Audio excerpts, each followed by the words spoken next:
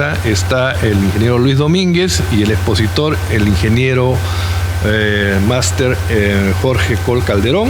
El ingeniero Calderón es egresado de la Universidad Nacional de Ingeniería, es máster en Ingeniería de la Universidad de Texas en Austin y en la especialidad de Geotecnia. Además es máster en un MBA en ESAN, tiene estudios de doctorado en la Universidad Politécnica de Madrid y más de 30 años de experiencia en consultoría y estudios de diversos tipos de infraestructura civil. En consecuencia, los dejo con ustedes, con el doctor Jorge Coll, para escuchar esta interesante exposición. Adelante, ingeniero.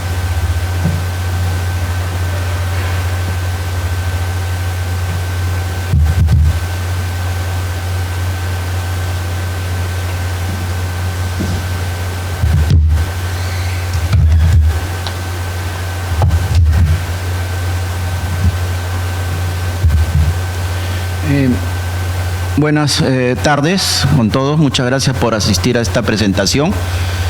Son dos ponencias que voy a presentar. La primera es una propuesta de investigación geotécnica para poder determinar las propiedades mecánicas del conglomerado de Lima y Callao, de tal manera de poder diseñar de manera racional, de manera óptima, las estructuras subterráneas del metro. Y la segunda ponencia es sobre procedimientos de diseño sísmico de estructuras subterráneas, donde les voy a demostrar que no es relevante este tema en cuanto a estructuras subterráneas, pero que de todas maneras les voy a demostrar el procedimiento, que es el estado del arte y que debiera implementarse en alguna norma para diseño sísmico de estructuras subterráneas, que no la tenemos, ¿no? Bueno, la primera ponencia que les he descrito es más o menos una hora, la segunda es media hora y esperemos que haya una media hora de preguntas al final.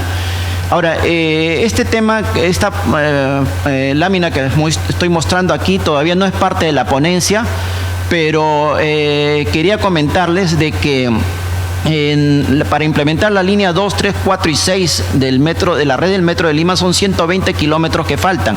Si quieren, pongamos la línea 5 también, serían 130 kilómetros, ¿no? Y como vamos, estamos a 1,5 kilómetros por año, entonces pues así tardaremos cerca de 100 años. Y entonces, mientras tanto, el Metro de Madrid se amplió entre el año 97 y 2007 de 120 kilómetros a 320. Es decir, 200 kilómetros en 10 años, a 20 kilómetros por año, y a costo, si bien es difícil comparar metro con metro, porque no hay dos metros iguales en el mundo, no hay dos situaciones iguales, el Metro de Madrid terminó costando como la mitad por kilómetro de lo que va a costar la línea 2 del metro. Por eso es que al final estos temas no son estrictamente ingenierías. Al final, si es que hay tiempo y si les interesa 5 minutos, podría hablar de temas relacionados a tipo de contrato, aspectos organizacionales de Mintra, que es Madrid Infraestructura de Transporte, la equivalente a la ATE, ¿no? Y otros aspectos de por qué estamos tan mal, ¿no? Y bueno, estas dos ponencias que voy a darlos a continuación, lo vengo dando de tanto en tanto desde hace ya 3 años, esperando a ver si las autoridades toman cartas en el asunto. Y últimamente he querido volverlo a dar porque hace como 1 o 2 meses he leído en el diario El Comercio declaraciones del ministro Trujillo, del ex ministro de Transporte, de que las líneas 3 y 4 van a costar 8.000 y 7.000 millones de dólares en total. La línea 3 tiene, la que está en color verde, ¿no? Tiene 35 kilómetros, a 8.000 millones de dólares sale como 230 millones por kilómetro. Y la línea 4, lo que falta de la línea 4, porque el contrato actual es la línea 2 más un tramo de la línea 4, lo que falta de la línea 4 son 25 kilómetros, y si son 7.000 millones de dólares por kilómetro, pues sale como 270 millones de dólares por kilómetro. Entonces, me preocupa todo esto. Claro que no sé cómo habrá hecho la comparación, si ahí incluye costos financieros o no, pero de cualquier forma son cifras tremendas que me preocupa si ustedes lo comparan con, por ejemplo, el Metro de Madrid, ¿no? Entonces, de allí que otra vez he querido dar este grupo de ponencias, ¿no? Bueno, empecemos con el tema de la propuesta de investigación geotécnica. Primero, centrémonos en el tema de la geología. Bueno, este es el plano de Lima. Esta zona central es el conglomerado de Lima, que es bastante denso, y aquí esto que está en color blanco es el conglomerado de Lima con algunos suelos residuales producto de la descomposición de los primeras del batolito de la costa, ¿no? El que está en negro, que es zona rocosa, ¿no? Y aquí en la zona esta, al oeste de este conglomerado bastante denso, hay un conglomerado menos denso ya en el Callao, y aquí en la zona misma ya del Callao un suelo heterogéneo, ¿no? Entonces la mayor parte del metro va por el conglomerado este es un perfil geológico cualitativo más no cuantitativo. Aquí tenemos la isla San Lorenzo, acá el Cerro San Cristóbal y el conglomerado, ¿no? Con motivo del estudio de la línea 2 del metro, al haber hecho de haber determinado la tomografía de las velocidades de onda de corte a lo largo de la línea 2 del metro desde el oeste hasta el este, se ha podido, por ejemplo, determinar un detalle acá que nos interesa para efectos del metro. En el Callao pareciera que a lo largo del eje de la avenida Fawcett, acá se ve con más detalle, a lo largo de la avenida Fawcett pareciera que hubiera una división entre la zona este, que justo coincide con el límite de la provincia de Lima y Callao. En la zona este es un conglomerado bastante denso donde no se ve ni siquiera el nivel freático, a pesar de que se ha hecho sondeos de 50 metros de profundidad. En cambio, en la zona del Callao hacia el oeste tenemos el nivel freático desde 2 metros de profundidad cerca al puerto hasta como 25, 24 metros de profundidad por Carmen de la Legua, y luego desaparece este nivel freático. Y además el conglomerado es en estado menos denso, ¿no? Entonces esto pareciera que fuera un aluvial reciente, ¿no? Mientras esto es un aluvial mucho más antiguo, ¿no? Aquí se ve, por ejemplo, la tomografía de la velocidad de onda de corte. Este largo tiene más o menos 200 metros y el espesor, la profundidad son 30 metros. Acá, como ven, la velocidad de onda de corte aumenta tremendamente y justo aquí está el eje de la avenida Fawcett, ¿no? Aquí tienen, por ejemplo, el perfil estratigráfico a lo largo de la línea 2. Acá está el Callao, aquí está Carmen de la Legua y aquí, como ven, el nivel freático cae y desaparece. En la zona del Callao tenemos en verde lo que es el conglomerado del Callao o de Lima, una grava pobremente graduada con bolonería. Lo que está en verde achurado es una grava limosa. Lo que está en marrón es arcilla de baja plasticidad y lo que está en amarillo es arena limosa. Entonces ven que es bastante heterogéneo el suelo del Callao, perdón. Pero ya una vez que entramos a la provincia de Lima, el suelo es muy homogéneo, ojo, en cuanto a las características de granulometría, etcétera, pero no necesariamente en cuanto a las características mecánicas. Bueno, acá seguimos yendo hacia el este. Acá esto que está en rosado y en verde limón son macizos rocosos que están obviamente debajo del subsuelo y que son signo de las primeras estribaciones de los Andes. Bueno, seguimos hacia el este y como ven, todo lo que está en línea roja, por si acaso, es el eje de la línea 2 del metro, ¿no? Bueno, este es el trazo de la línea 3 del metro. Ahí ya no les quiero aburrir, solo les presento una parte nomás apenas del perfil estratigráfico. Lo que está en azul es el conglomerado, ¿no? Y de Lima, y lo que está en amarillo es arcilla de baja plasticidad o arena limosa, una de dos, ¿no? Entonces todo esto se repite prácticamente a todo lo largo de la línea 3 del metro. Entonces, como estamos viendo, el conglomerado de Lima tiene una tremenda importancia en cuanto a su extensión y relación con el metro de Lima, ¿no? Entonces, aquí tenemos, por ejemplo, la envolvente, la granulometría del suelo del Callao, ¿no? Que su clasificación es entre grava pobremente graduada y grava limosa. Pero ojo, que la grava son hasta 20 milímetros. Entonces quiere decir, una grava se define entre 2 milímetros y 20 milímetros. Quiere decir que entre el 0 y el 50%, 60% en Callao es mayor que la grava. No sé si a esto si se le podría llamar bolonería. Llamémosle bolonería, ¿no? En realidad entonces no es un suelo GP, sino es un suelo GP con mezcla de bolonería, ¿no? Y bueno, también suelo de grava limosa también hay en Callao. Bueno, en cuanto a Lima, todo sí es grava pobremente graduada, pero también mezclado con bolonería. Acá tenemos hasta casi 90% de bolonería, ¿no? Entonces, bueno, esta es la envolvente de las gravas de la línea 3 del metro.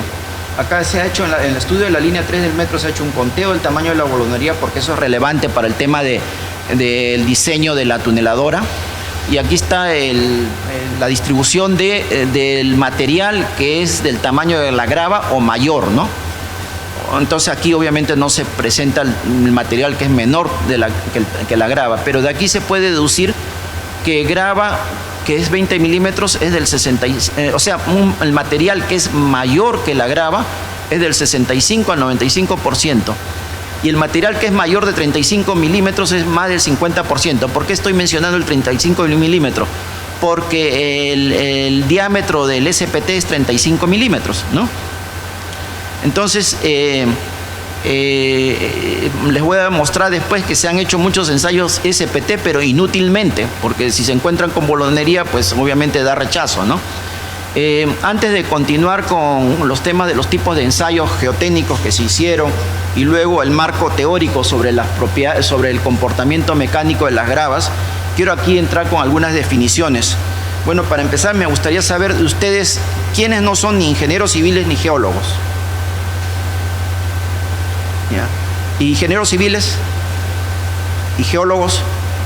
Ya, entonces yo creo que sí me van a entender muy bien. Entonces, ok, igual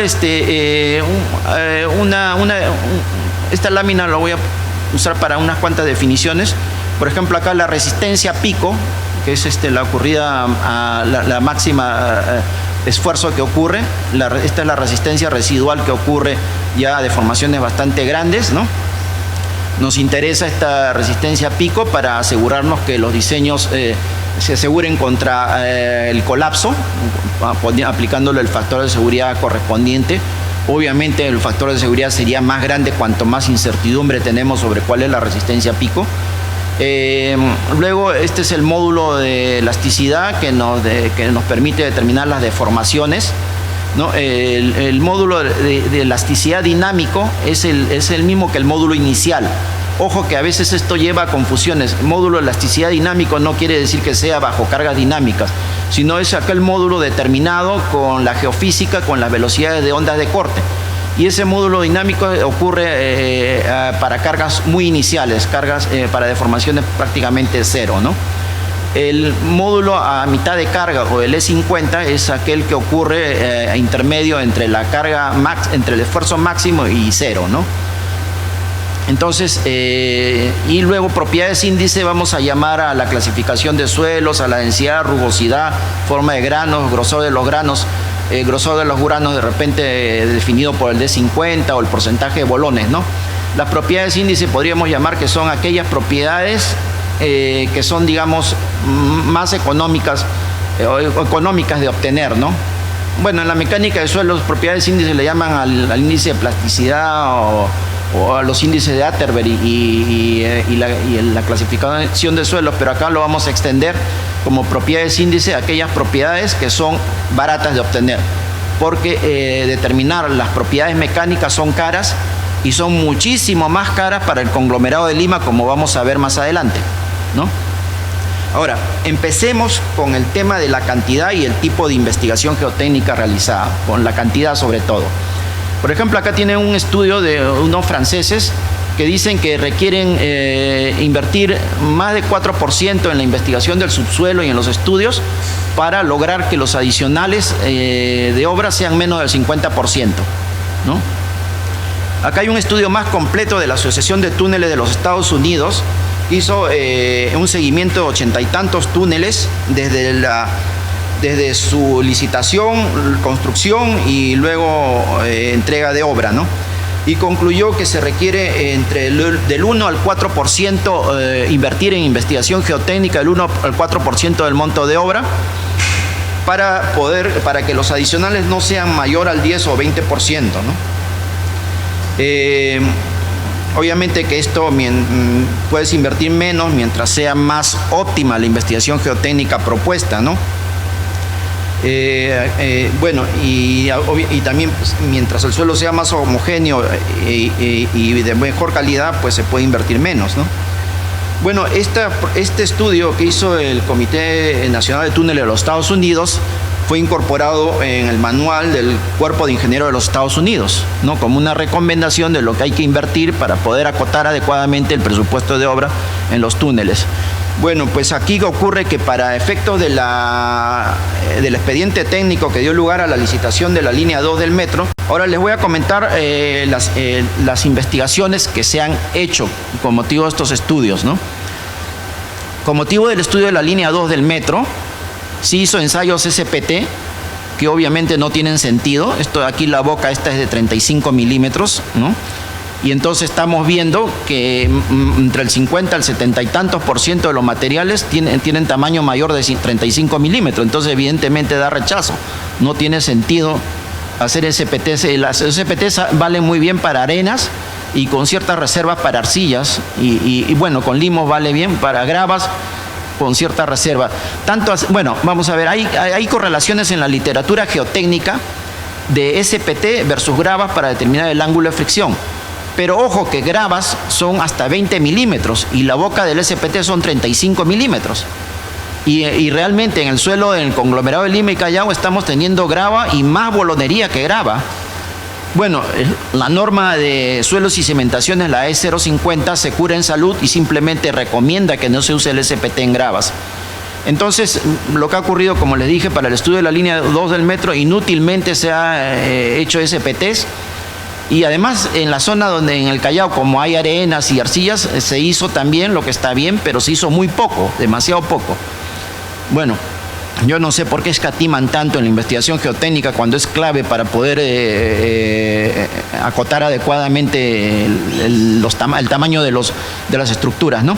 Bueno, al final, con motivo de la línea 2 del metro, del estudio que dio lugar al expediente técnico, al final, en vista de que estaban perdidos, hicieron algunos ensayos presiométricos, sobre todo en la zona de Vitarte, ¿no? El ensayo presiométrico, imagino que saben en qué consiste, que se pone aquí un cilindro de caucho y se infla y con una determinada presión se va incrementando la presión y el volumen de la cavidad se va incrementando.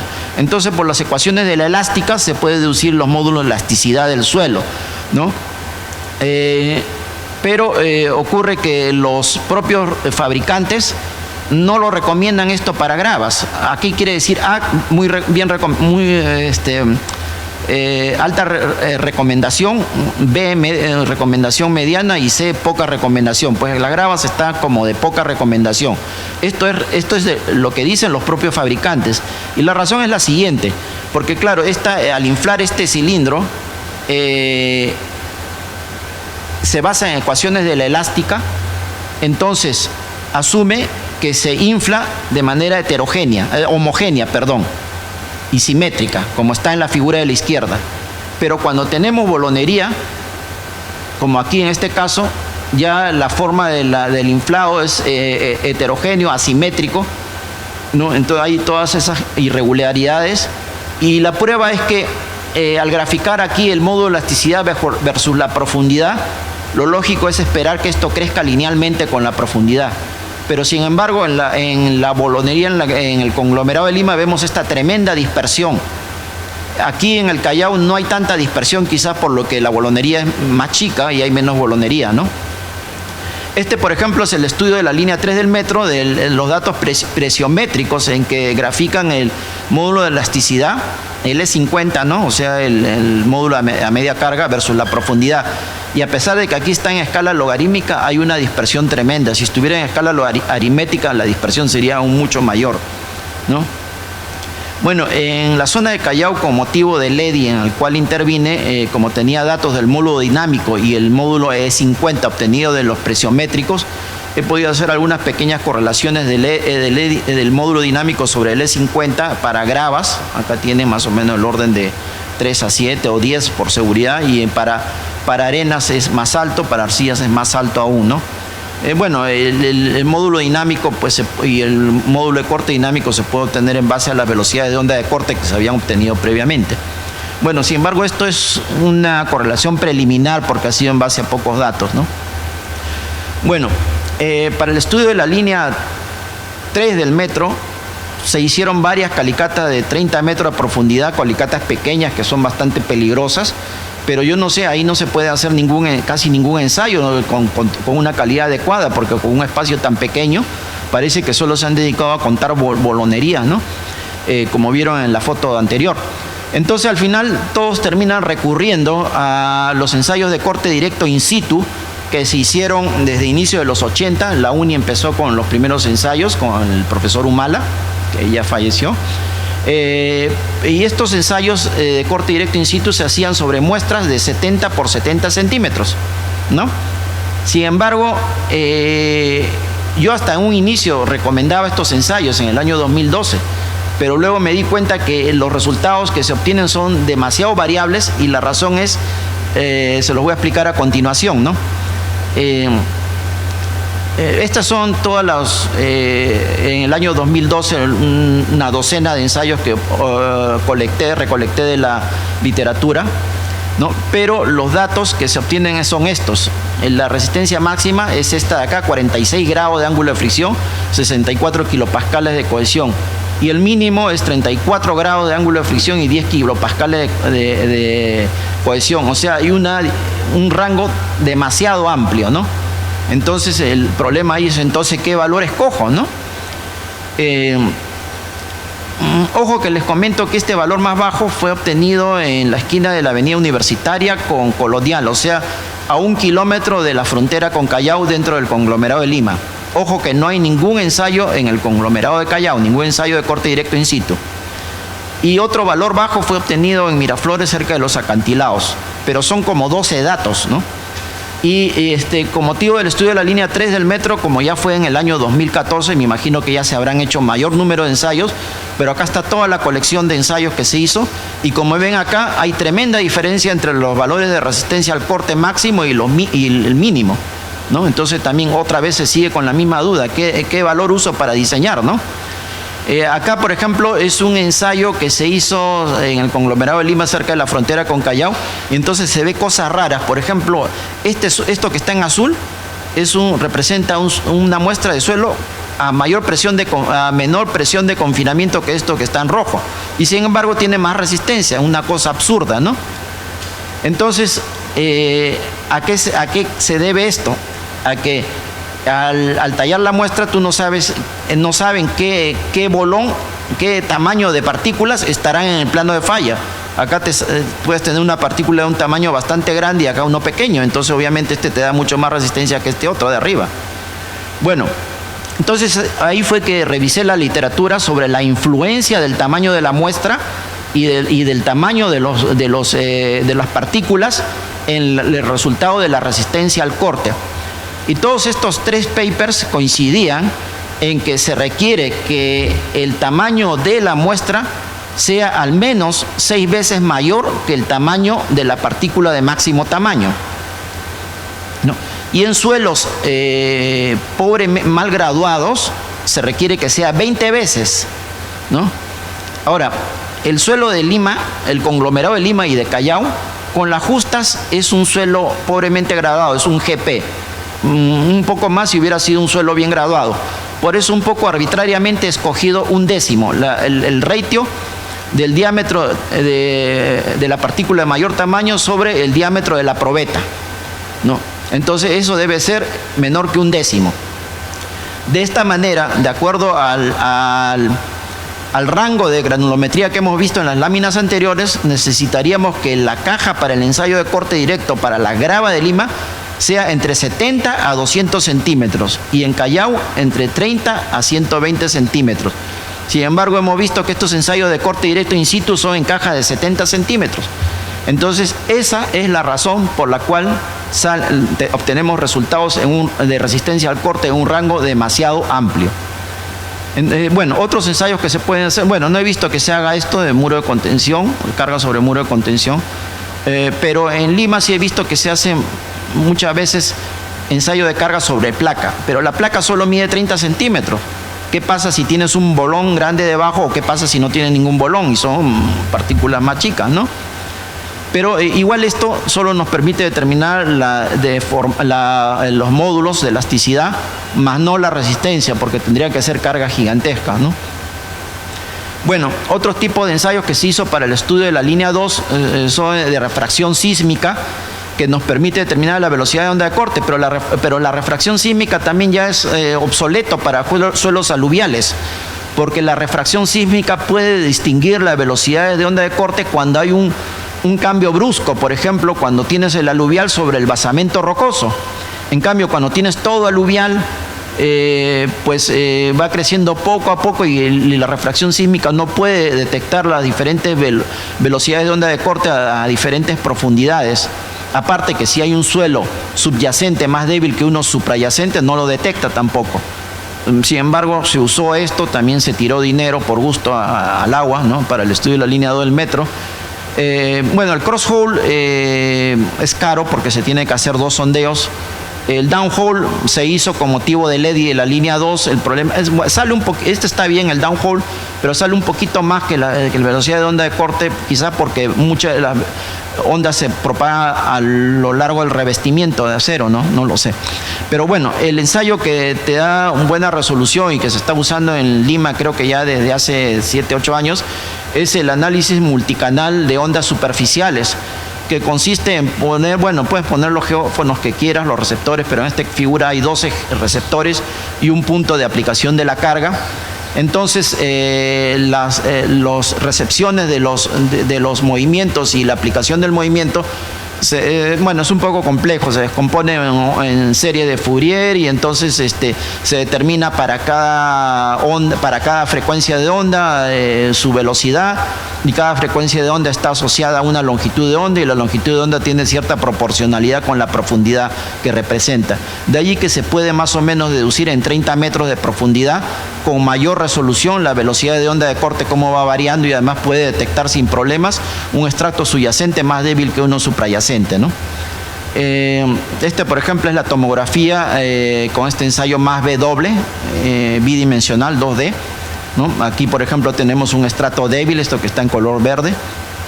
También se podría usar el de microtrepidaciones, que llega hasta 80-100 metros de profundidad la determinación del perfil de las velocidades de onda de corte. Estos ensayos de más B doble 2D se usó ya para la línea 3 y 4 del metro, para los expedientes técnicos, pero demasiado limitado porque no se incluyó en los términos de referencia, entonces estuvo pidiendo como adicionales, y bueno, en el Ministerio de Transporte escatimaron mucho en esto y solo hicieron en algunas zonas, ¿no? Bueno, esta es una comparación del más B doble con el microtrepidaciones en el Callao para los 30 primeros metros, más o menos da parecido. Con motivo del EDI, el concesionario ha pretendido, en vista de que no tenía cómo definir la propiedad de resistencia al corte, ha pretendido con la velocidad de onda de corte determinar la resistencia.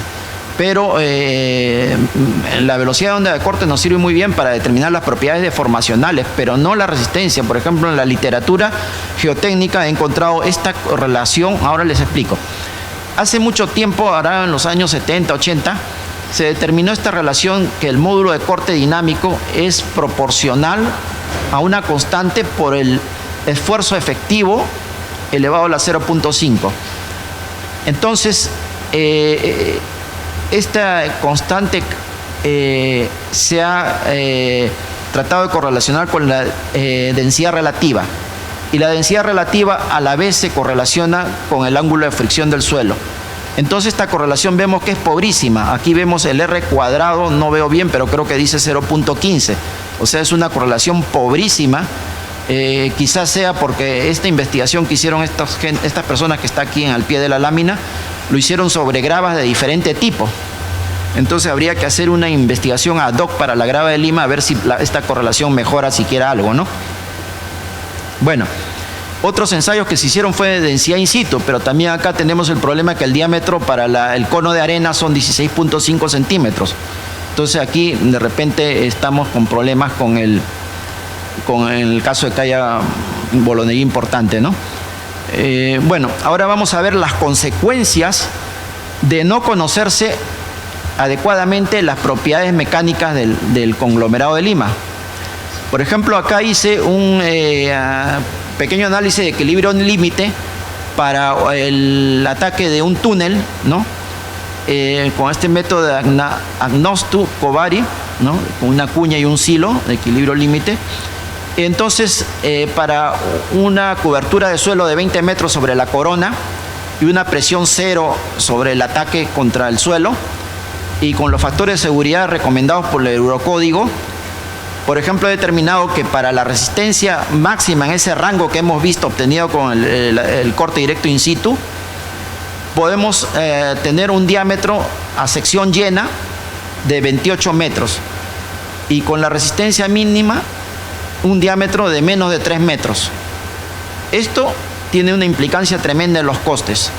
Por ejemplo, se puede hacer con esta resistencia baja un túnel, pero costaría mucho, como por ejemplo este caso. Este, por ejemplo, es una estación en caverna de 18 o 20 metros de diámetro, la estación Sol en Madrid.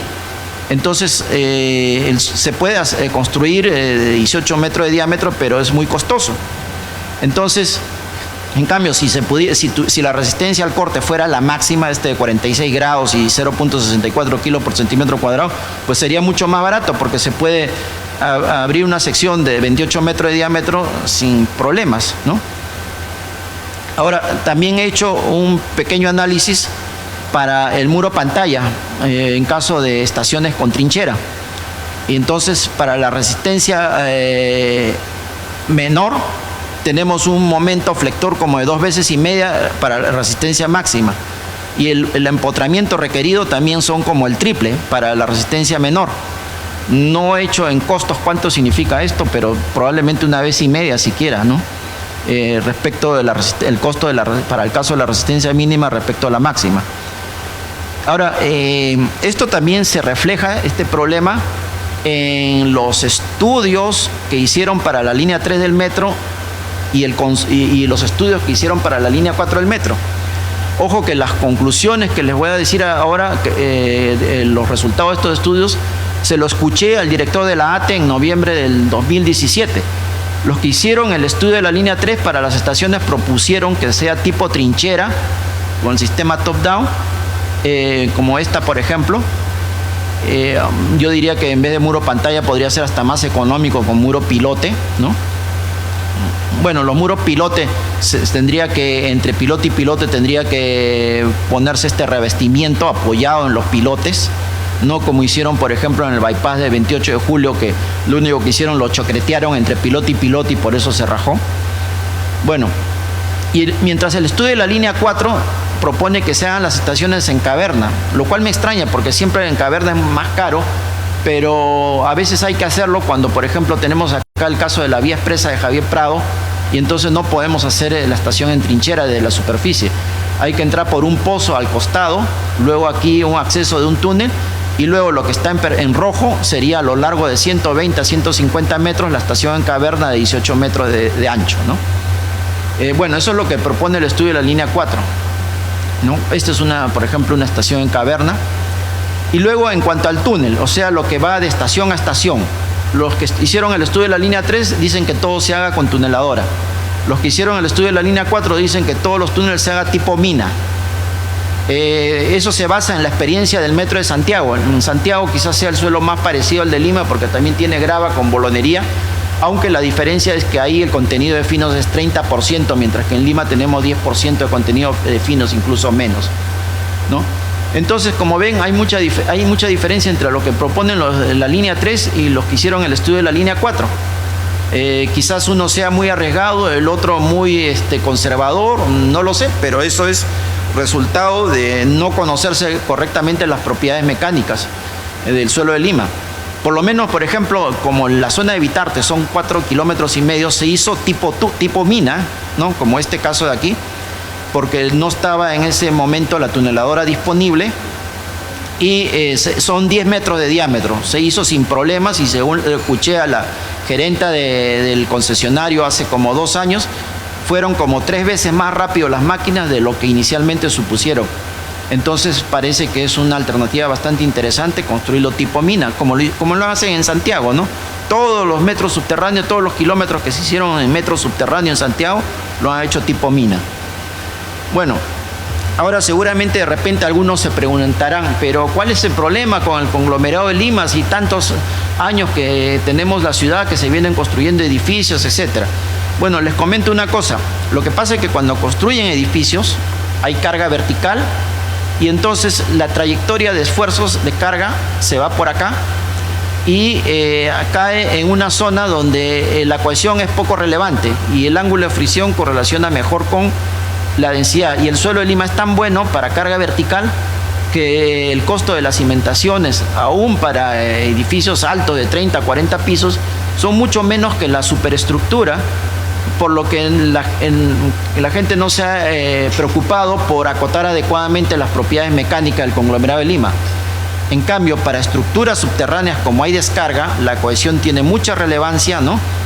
Y ahí sí se necesita acotar muy bien, porque prácticamente la estructura subterránea es todo el costo de la obra civil, ¿no? Esa quizás sea la razón. Y bueno, dicho sea paso, para las veces que yo veo estudios de cimentación para el conglomerado de Lima, al final el único que hacen es describir el suelo, de qué color es, su granulometría, y la resistencia lo sacan de la manga, no sé cómo, ¿no? O a veces por lo menos hacen referencia a la literatura, de repente a esos ensayos de corte directo in situ, sin pensar pues de todos los problemas que les acabo de mencionar, ¿no? Bueno, entonces, antes de decir qué podemos hacer para poder determinar y acotar estas propiedades mecánicas, vamos a hablar un poco del marco teórico del comportamiento general de las gravas, ¿no? Las gravas, cuando son bueno, esto no se ve bien, pero cuando en la figura de la izquierda, cuando son muy densas y están bajo presión de confinamiento bajos, tienen una resistencia pico mucho mayor que la residual. En cambio, para presiones de confinamiento más alta y cuando son menos densas, la diferencia entre la resistencia pico y la residual es mucho menor, ¿no?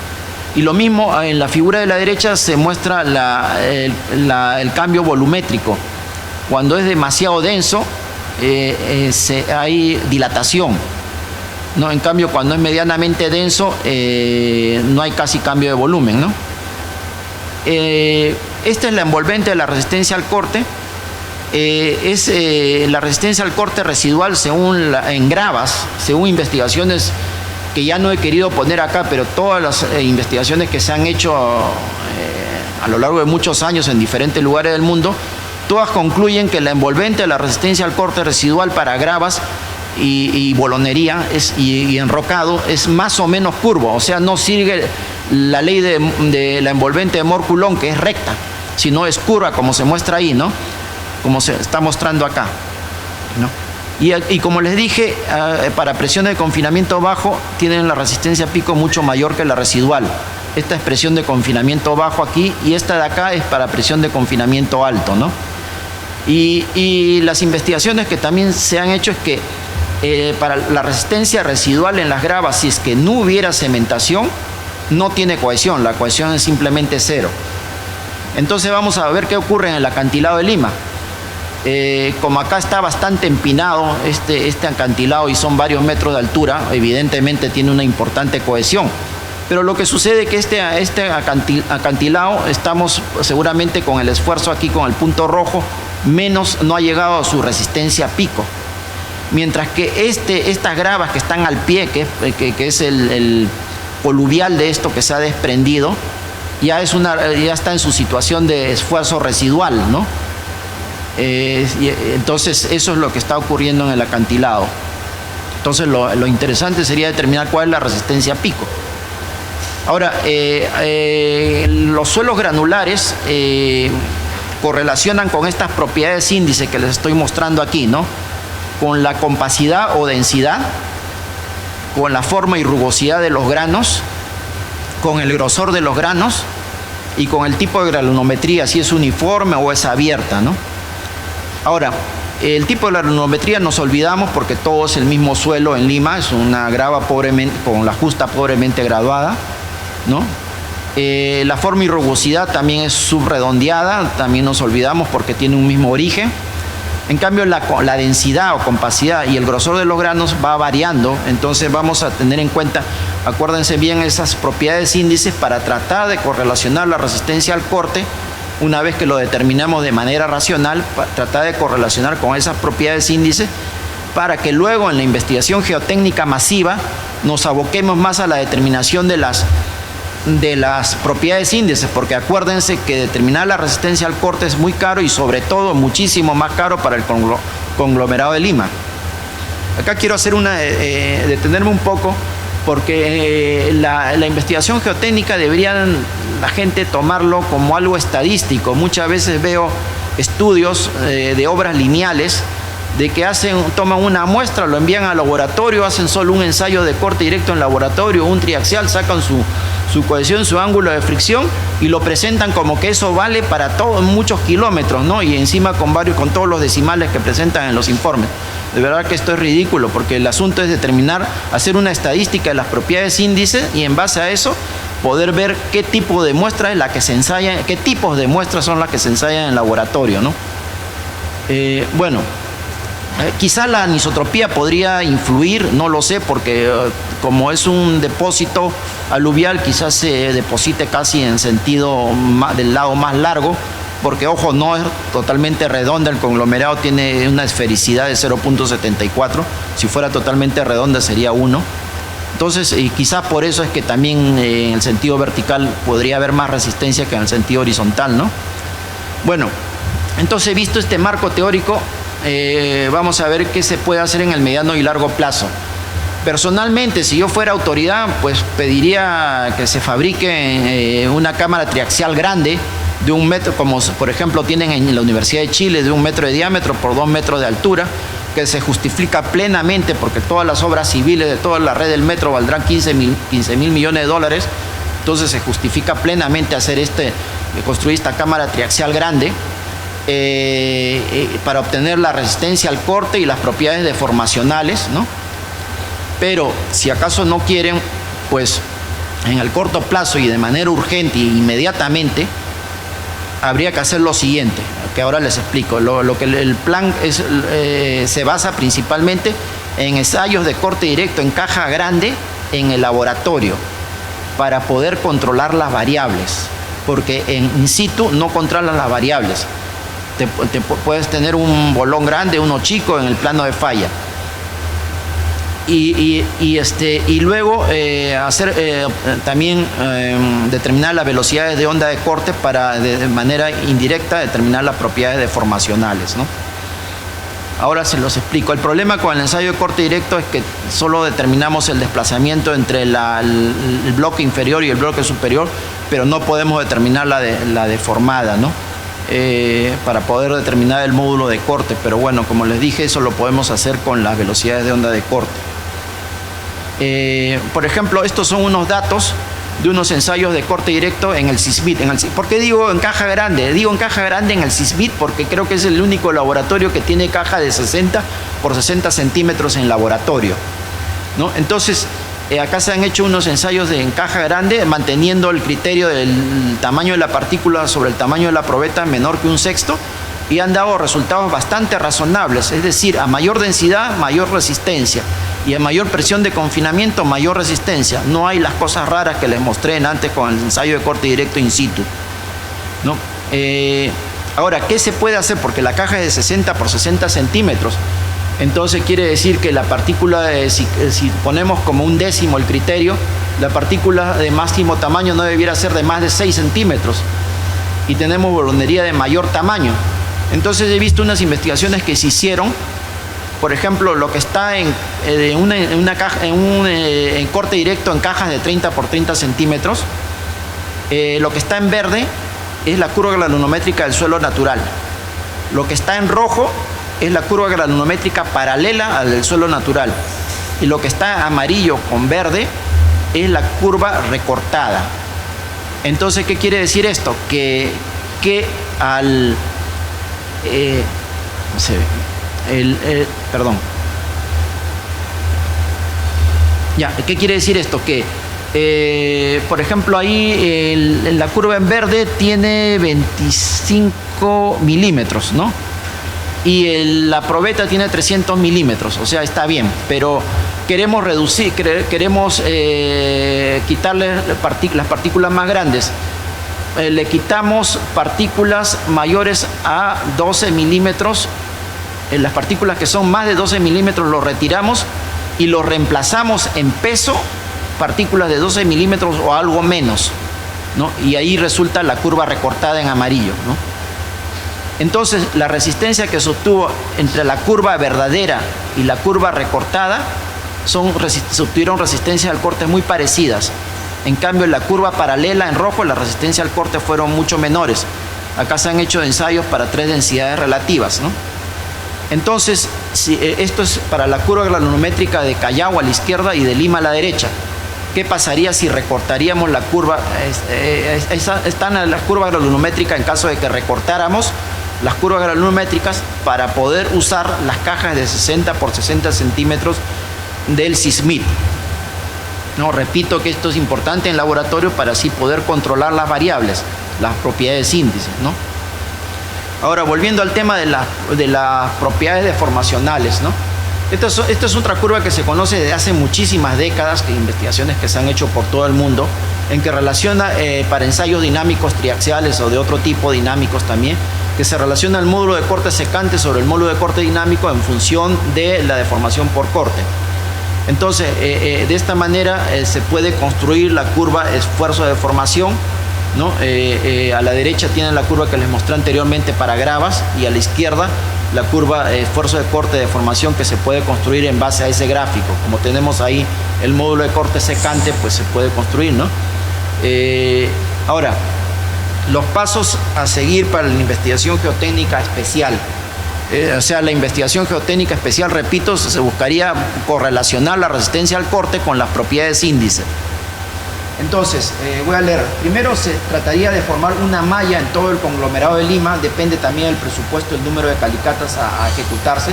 Todas calicatas profundas, digamos, de 25 metros de profundidad.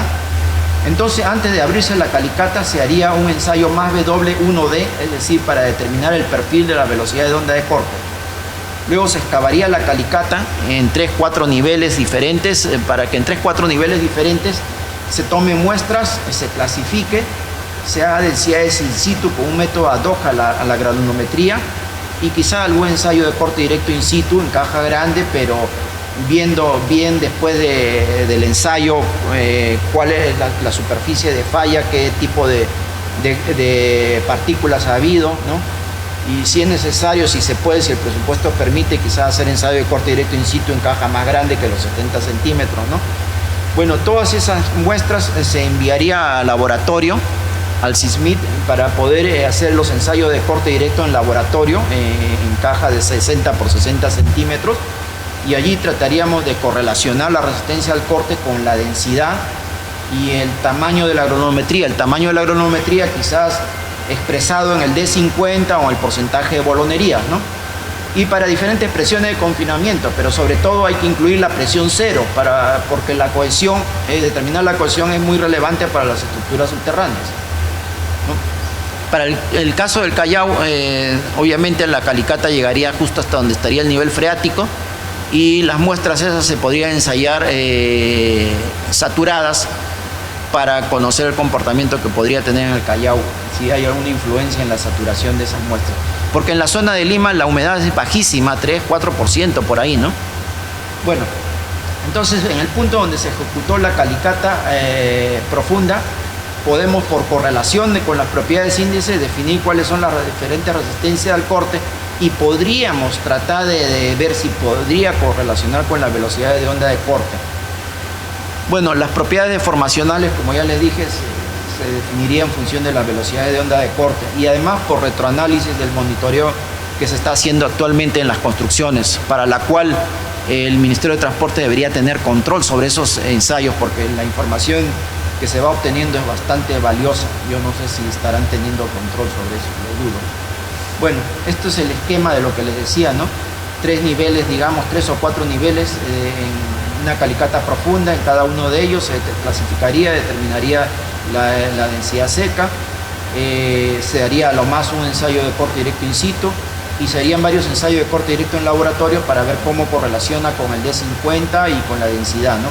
Y luego también tendríamos ahí el perfil de la velocidad de onda de corte. Bueno, de esta manera, una vez que tengamos ya bien definida la correlación de la resistencia al corte con las propiedades índice mencionadas, Entonces ya para cada línea de metro se puede hacer la investigación masiva y lineal, la investigación geotécnica, que consistiría en hacer una más W2D, o sea, la tomografía de la velocidad de onda de corte a lo largo de todo el túnel, y hacer un más W1D, siquiera unos 3, 4 en cada estación de metro. Luego, en base a la velocidad de ondas de corte, podríamos sectorizar con el siguiente criterio. Sectorizar me refiero a determinar cada zona qué propiedades mecánicas tiene, porque si bien toda la clasificación en todo Lima es GP, pero con bolonería, pues las propiedades mecánicas no necesariamente son iguales. Ya hemos visto al inicio que cerca al Callao es de menor resistencia, cerca a los acantilados de menor resistencia, y bueno, quién sabe en otras zonas. Bueno, el criterio entonces para sectorizar es el siguiente. Hace un rato les dije que esta relación entre el módulo de corte dinámico y el esfuerzo efectivo elevado a la potencia n, y todo esto multiplicado por una constante k, es una correlación que se ha definido hace varias décadas, investigaciones hechas con ensayos dinámicos, ¿no? Y entonces, como en el estudio de la línea 2 tuve las velocidades de onda de corte, con la velocidad de onda de corte se puede determinar el módulo de corte dinámico, y lo he tenido para diferentes profundidades, y como la densidad más o menos sabemos que es 2.2, 2.3, he podido determinar el esfuerzo efectivo.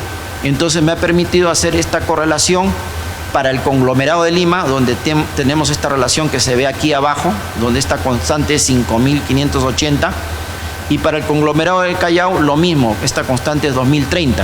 Eso, por ejemplo, ahí se demuestra que el conglomerado de Lima es 2,5 veces más resistente que el de Callao bajo determinados esfuerzos efectivos iguales, ¿no? Pero incluso es más, porque en realidad el esfuerzo efectivo en Callao es menor por la presencia del nivel freático. Pero ojo que en el Callao, por ejemplo, en Lima, tengo una buena correlación, un R cuadrado 0,75, a pesar de que he tenido una información limitada y no he hecho esfuerzos por sectorizar. Y en Callao la correlación es más pobre, ahí ven 0,60. Lo que sucede es que en el Callao el suelo es más heterogéneo, entonces ahí habría que hacer más esfuerzo para tratar de sectorizar, ¿no? Bueno, entonces siguiendo con la investigación geotécnica lineal, pues se haría sondeos hasta por 10 metros por debajo de la estructura, pero con la intención de ver si hay nivel freático, que es muy poco probable que haya en la provincia de Lima, y para detectar otros tipos de suelos, porque puede haber algún lente que otro de arena limosa o limo o así de baja plasticidad, y quizá uno que otro ensayo presiométrico, ¿no? Y luego quizás se haría calicatas profundas, una por cada sector geotécnico, entonces ya mucho menos intensidad. Esa investigación geotécnica especial con calicatas profundas ya sería de mucho menos intensidad. Bueno, entonces,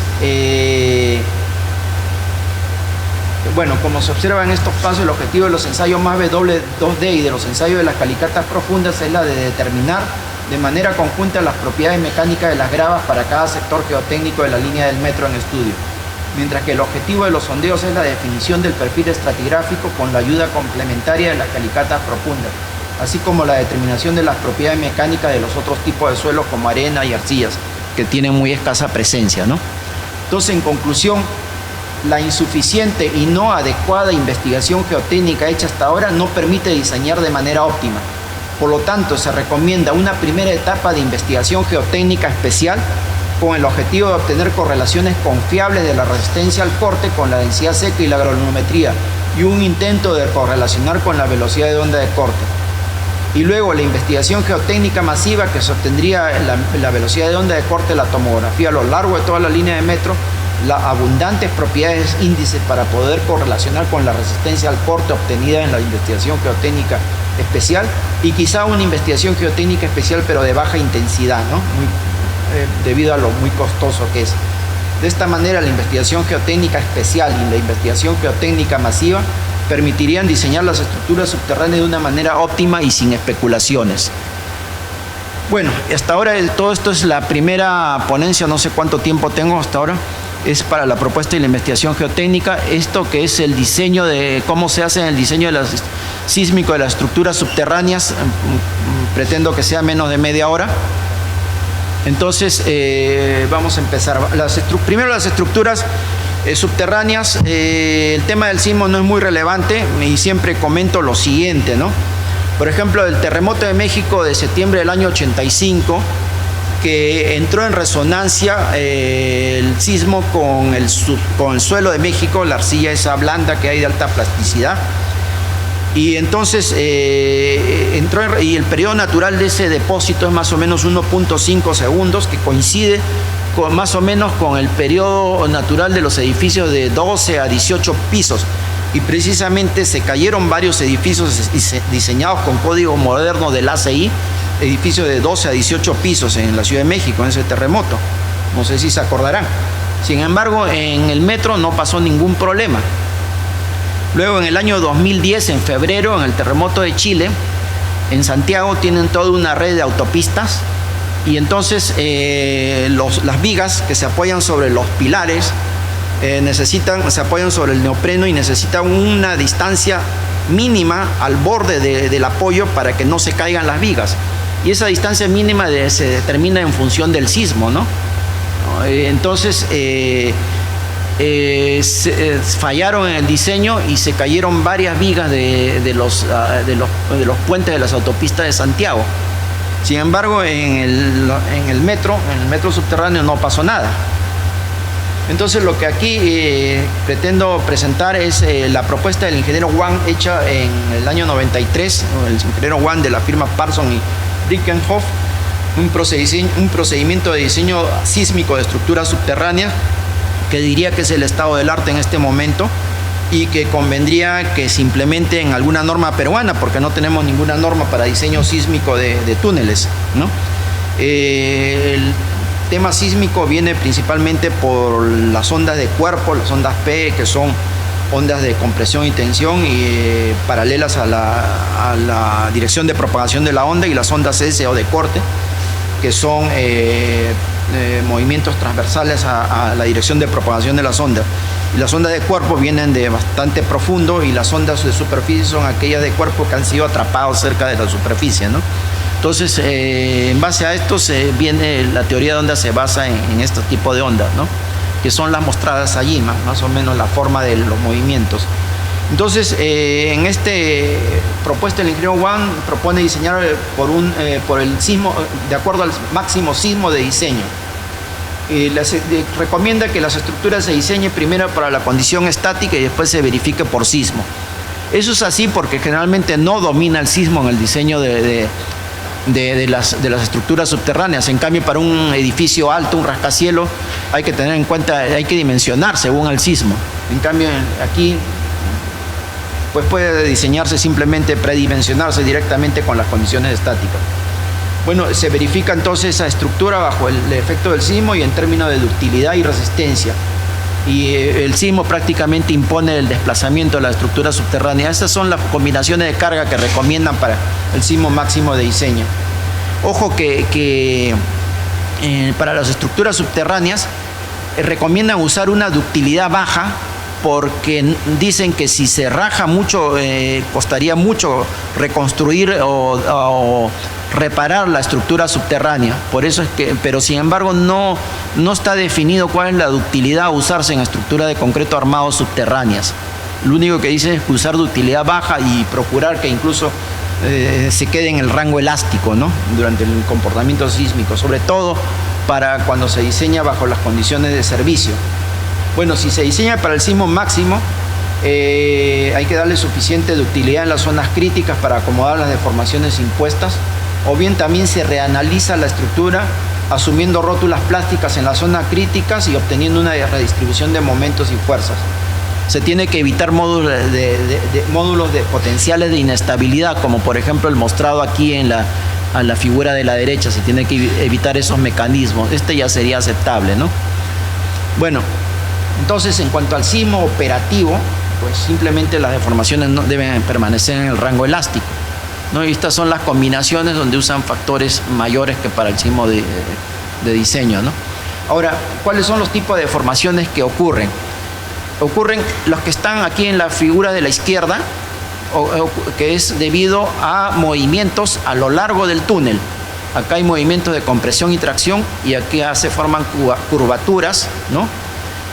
y debido a la sección transversal del túnel, cuando son movimientos que vienen desde el fondo hasta la superficie y movimientos transversales, ¿no? Por corte. Entonces aquí hay este ovalamiento en túneles circulares, en estructuras rectangulares hay este movimiento, ¿no? que se muestra aquí. Estos son los más relevantes. La deformación de estos es demasiado pequeña, mucho menos de lo permisible. Ahora se los voy a demostrar, ¿no? Ahora, ¿qué se puede rescatar para el diseño sísmico de estructuras subterráneas? ¿Qué se puede rescatar de la norma E030? Pues la aceleración, que dicen que la aceleración en Lima es 0.45 G. Después el factor de amplificación, que para Lima es 1 y para el Callao dicen que es 1.05.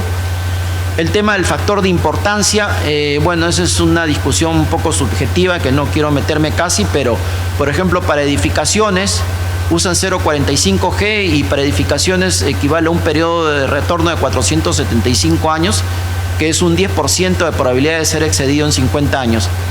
Si el factor de importancia es 1.3, o sea 0.45 G por 1.3 equivale a 1200 años de periodo de retorno para estructuras más críticas, y para estructuras más críticas aún como hospitales, por ejemplo, recomienda un factor de importancia de 1.5, ¿no? Que equivale a 2000 años de periodo de retorno. Entonces, y una diferencia es que la norma, por ejemplo, para edificación de concreto armado recomienda ductilidad de 7, ¿no? Pero en estructuras subterráneas la ductilidad debe ser mucho más baja. Ahora, la norma E030 es para estructuras que están sobre la superficie, y por eso determina la fuerza que hay que distribuir en los diferentes pisos de esta forma, ¿no? Pero en cambio en las estructuras subterráneas la deformación es impuesta, y entonces se hace análisis de interacción suelo-estructura, que el ingeniero Juan ya lo ha hecho, y para diferentes tipos de estructuras, diferentes tipos de sismos, y ha terminado con unas recomendaciones que lo vamos a ver más adelante, ¿no? Por ejemplo, volviendo a lo que les estaba diciendo, en una estructura que está por encima del terreno, lo que interesa es la aceleración máxima, y bueno, en función a eso tienes las fuerzas de inercia que se aplican sobre cada piso en función de la masa de cada piso. Pero en cambio en una estructura subterránea hay esta distorsión, ¿no? Los movimientos que ocurren en el subsuelo en caso de que no haya una estructura le vamos a llamar movimientos de campo libre. Pero cuando está la estructura no necesariamente sigue ese movimiento de campo libre, pero sigue un movimiento parecido. Ese es un tema de interacción suelo-estructura. Entonces se le impone casi el movimiento a la estructura subterránea. Es un criterio muy diferente a las estructuras que están encima de superficie, ¿no? Entonces, como tenemos que saber cuáles son los movimientos que hay en el subsuelo, y no lo sabemos porque las normas solo hablan de 0.45 G en la superficie, entonces tenemos que hacer un estudio de amplificación sísmica, ¿no? Que lo hago a continuación. Este es un paréntesis antes de continuar, ¿no? Acá he hecho un estudio de amplificación sísmica. Tenemos los 3 registros de los sismos del año 66, 70 y 74. Son los 3 sismos de mayor magnitud registrados con acelerograma, en 2 direcciones, en una dirección y otra dirección ortogonal. Entonces tengo aquí 6 registros. Estos registros los he, ¿cómo se puede decir? Los he normalizado, bien, a 0.45 G, ¿no? Y entonces he hecho el análisis. Bueno, este es el perfil estratigráfico que lo he mostrado en una lámina anterior, ¿no? Poco heterogéneo, o sea que es para ese análisis de amplificación sísmica es un análisis unidimensional. Entonces aquí es un poco complicado escoger qué perfil escojo, porque no sé dónde está el basamento rocoso, ¿no? Lo único que sé es que el Callao es muy heterogéneo. Entonces acá un poco arbitrariamente he escogido un perfil para Lima de 200 metros de profundidad del basamento rocoso y con un nivel freático a 60 metros, ¿no?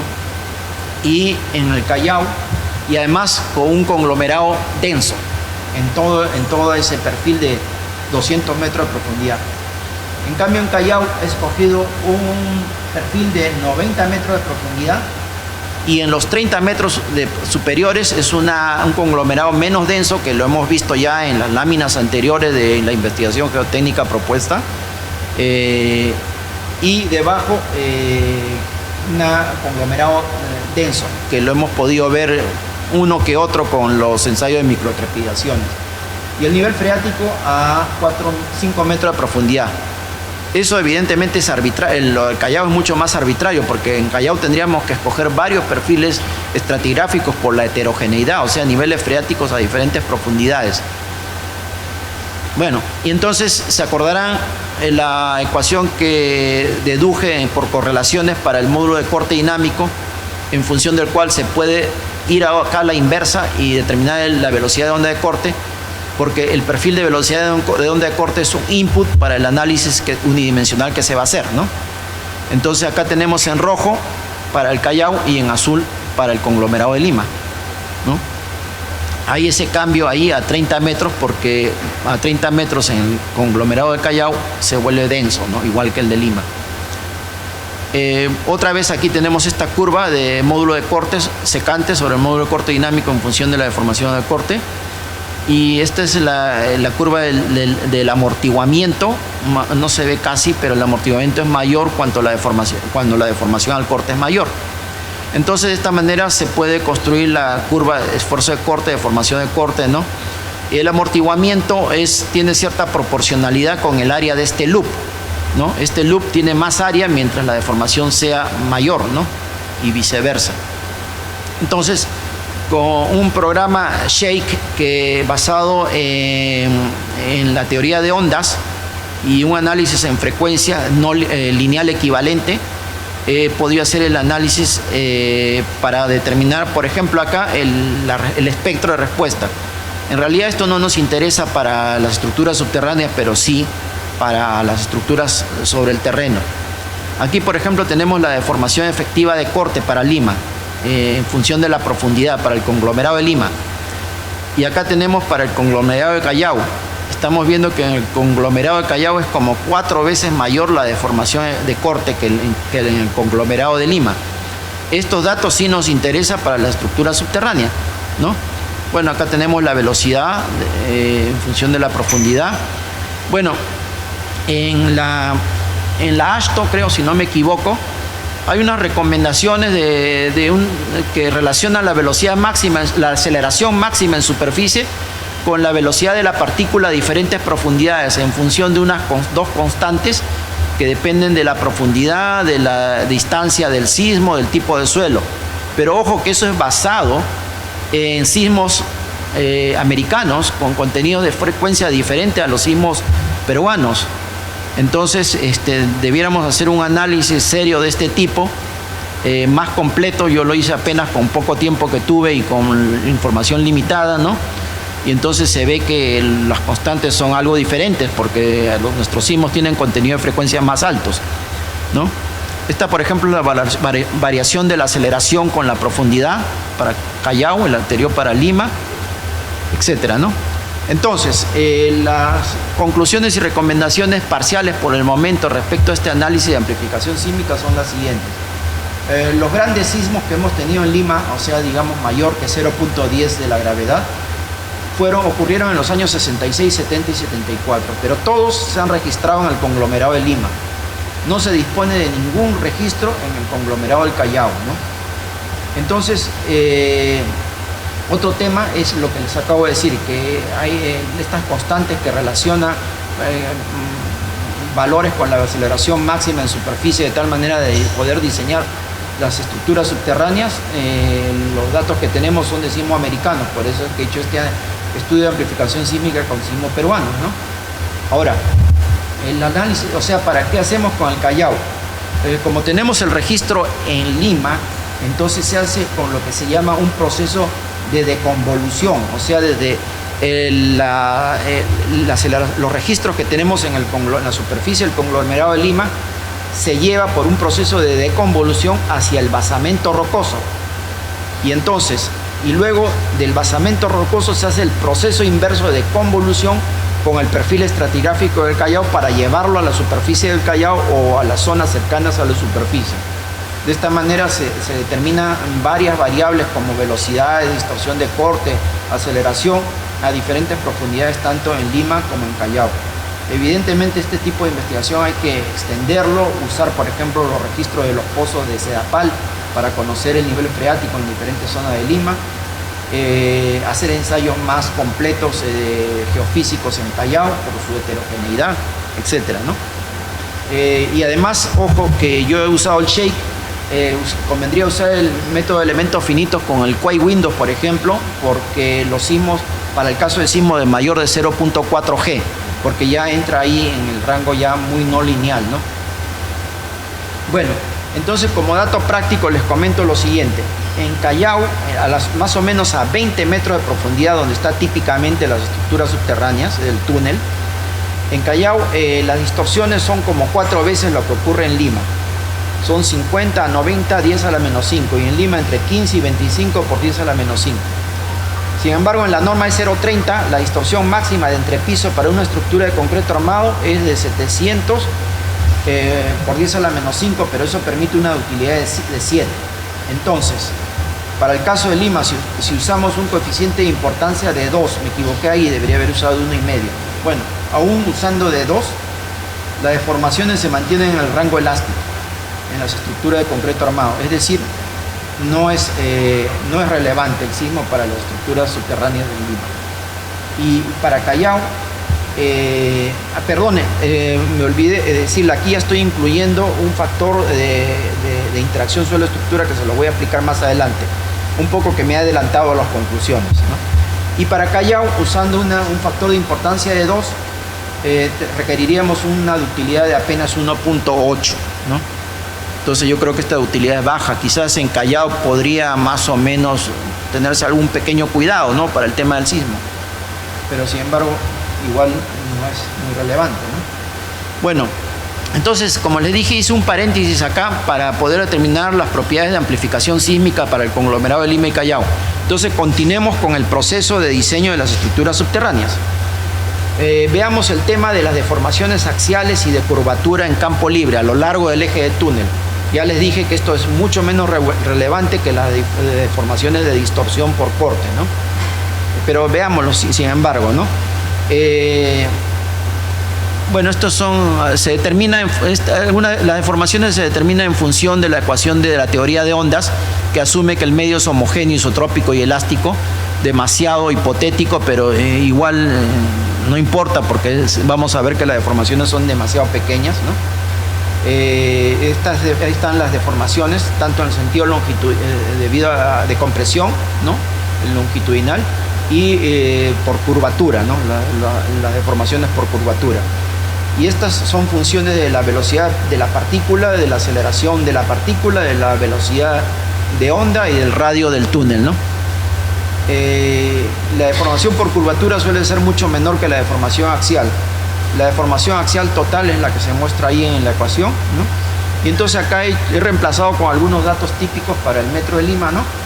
Y por ejemplo vemos que la deformación que ocurre en Lima ocurre como 1/10 de la permisible, y en el Callao como 1/5 de la permisible, ¿no?, para la deformación por compresión. Y si la deformación en tensión fuera mayor a la admisible, pues pueden ser tomadas por el refuerzo sin ningún problema. Además, como la carga es temporal y si las fisuras estuvieran bien distribuidas, no habría ningún problema. Este método no sería aplicable para el caso de suelos muy blandos y de estructuras rígidas, donde podría excederse la deformación a compresión permisible. La única solución posible para estos casos es proporcionar juntas de flexión formando como una estructura de túnel tipo cadena, pero no es el caso ni siquiera para el suelo del Callao, ¿no? Además, se puede ir a una metodología más sofisticada, por ejemplo, de interacción suelo-túnel, un apoyo sobre viga elástica, ¿no? Y entonces en ese caso podemos ajustar los resultados y vamos a ver que no hay problema. Esto nos salteamos. Por ejemplo, acá hice un ejemplo para un suelo súper blando con una velocidad de onda apenas de 100 metros por segundo y con una aceleración muy alta de 0.6 de la gravedad, ¿no? La deformación fue un poquito más que la permisible, pero luego a continuación usé el método más sofisticado de la viga sobre apoyo elástico y vimos que con esa metodología la deformación que actúa es menos que la permisible. En conclusión, no es ningún problema las deformaciones que ocurren a lo largo del eje del túnel, sea por deformación axial o por curvatura. Entonces, un comentario: cuando hay un cambio abrupto en la rigidez estructural, por ejemplo, cuando el túnel se une a la estación, convendría usar una junta movible, ¿no? Le pasamos el micro al Bueno, todo lo que me ha dicho, voy a responder a la pregunta que dice, ¿quién supervisa todo esto? ¿Quién hacen los estudios? Le voy a poner el caso del estudio de la línea 2, el ramal de la línea 4, ¿no? En esa oportunidad yo entré por concurso al Ministerio de Transportes para asesorar este estudio. Y entonces, previamente, antes de la licitación para determinar quién es el consorcio ganador para el estudio, el Ministerio de Transportes había contratado a hacer la investigación geotécnica y que ya estaba hecha y que se lo iba a entregar al consorcio ganador. Y entonces, cuando entré, pedí que me entregaran toda la investigación geotécnica que habían hecho. Y evidentemente vi que era un desastre, era insuficiente y además no servía para determinar las propiedades mecánicas. Pero ya estaba a portas el tema del inicio del estudio. Entonces yo les advertí que había que hacer más estudio o bien por lo menos licitarse a precios unitarios y ya cuando se ganara cuando el concesionario ganara el concurso, pues hacer desde el inicio el estudio, ¿no? Con lo cual se iba a perder muchos años, ¿no? Pero que por lo menos se licitara a precios unitarios. No me hicieron caso, finalmente lo licitaron a suma alzada y bueno, luego al cabo de un mes designaron al consorcio ganador del estudio, que fue un consorcio de empresas liderada por Geodata. Geodata es una empresa italiana bastante conocida en el tema de metros. Pero Geodata ganó el concurso en base a unos términos de referencia. Y ahora les voy a comentar una anécdota que también los cuento varias veces. Curiosamente me había comprado yo en ese entonces un libro, Mechanical Tunnel in Urban Areas, que estaba escrito por un staff de profesionales de Geodata. Habían 3 o 4 ingenieros de Geodata que habían escrito ese libro. Ese libro bastante interesante sobre cómo diseñar un metro subterráneo. Voy a hablarle de 2 puntos que decía en el libro, de los tantísimos puntos que se hablan, ¿no? Uno era sobre la cantidad de la investigación geotécnica, que decía justamente lo que ahora mostré en las láminas, que se requiere invertir en la investigación en el subsuelo entre el 1 al 3 o 4% del monto de la obra civil, ¿no? Si no, podría haber adicionales importantes. Y luego en otro capítulo, que al final del libro había un capítulo sobre temas de contratos en metros, que ya no era un tema ingenieril, sino más bien de contratos. Y en ese capítulo, por razones demasiado largas de explicar, porque no lo voy a hacer ahora, deducía que de acuerdo a los casos históricos, siempre al Estado le terminaba saliendo como 2 veces más cara si lo licitaba como concesión APP que versus si hacía como obra pública, ¿no? Y ponía el emblemático caso del Metro de Madrid, que fue bastante exitoso. Entonces, pero sin embargo, en los términos de referencia a Geodata le decían, tome usted esta investigación geotécnica y usted vea cómo diseñar. Y luego usted asesórenos para que este estudio se licite como una concesión APP. Y obviamente Geodata dijo, ya, muy bien, pues, y siguió para adelante. Y hizo las 2 cosas opuestas a lo que recomienda en su libro. Claro, porque los términos de referencia, pues ahí les dice, haga usted esto, parece de cabeza, bueno, pues yo me paro de cabezas y para eso me pagan, ¿no? Bueno, entonces, para hacer el estudio, para supervisar el estudio, éramos 2 ingenieros del Ministerio de Transportes. Un ingeniero X y quien les habla, ¿no? Y todas las semanas nos reuníamos en Proinversión, con la gente de Proinversión, con los consultores, con la gente del MEF, con la gente del ATE, etcétera, para el tema de la supervisión del estudio. Después de 6, 7 meses, cuando vino el primer informe importante, hice demasiadas observaciones. Primero el tema de la investigación geotécnica, que no fui muy incisivo en eso porque el objetivo del primer informe era determinar la ruta. Ya después, en los siguientes informes, era para determinar los prediseños. Entonces hice muchas observaciones, por ejemplo, relacionadas al tema de que no convenía que sea concesión APP, sino obra pública, también que se licita a precios unitarios.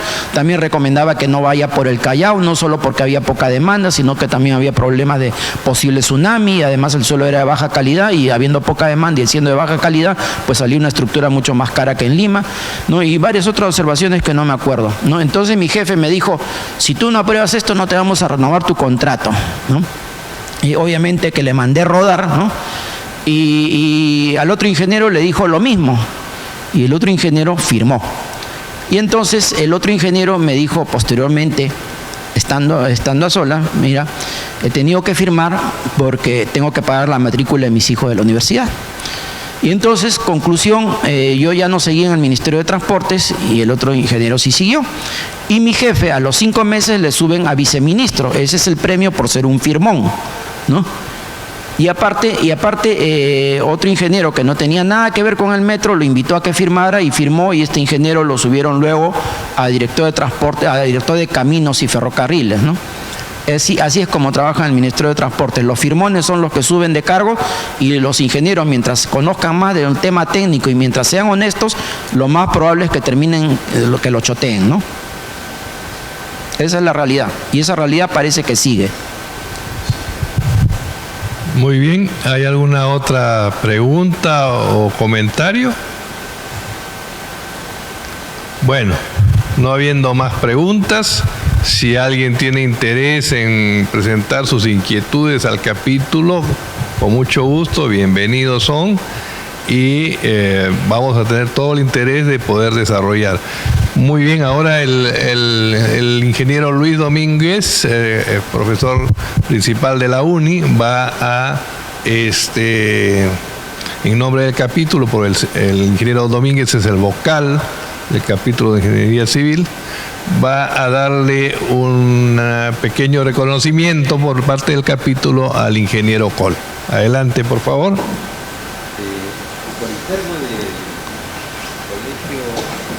Luis, por ahí a la mitad para que pueda sacarle una foto a la foto. Ya.